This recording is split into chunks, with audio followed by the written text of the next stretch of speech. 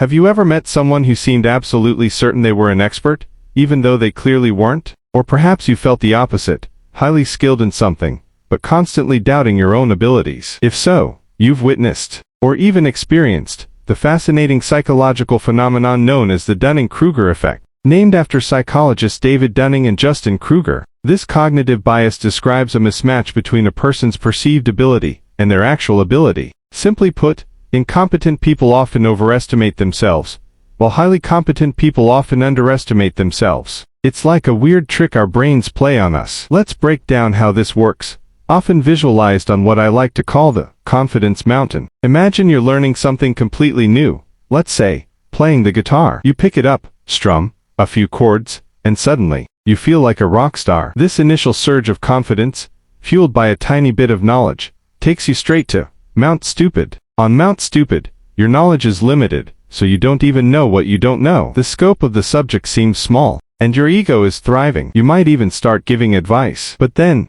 something shifts. As you learn more about guitar, different chords, scales, theory, the history of music, you realize just how incredibly vast and complex it truly is. The more you learn, the more you understand how much there is to learn. Your confidence plummets, and you find yourself in the valley of despair. This valley is where imposter syndrome often thrives. Even genuinely skilled people can feel like frauds, constantly questioning their expertise because they're acutely aware of the nuances and challenges. They know enough to realize how much they don't know. But if you persist, if you keep learning and practicing, you begin the slow ascent up the slope of enlightenment. Your knowledge and actual competence grow steadily, and your confidence, while more tempered and realistic, begins to rise again. Finally, after dedication and hard work, you reach the plateau of sustainability. Here, your high competence is matched by a realistic and grounded confidence. You understand the breadth of your knowledge, but you also acknowledge what still lies beyond. You've become a true expert, not just someone who thinks they are. So,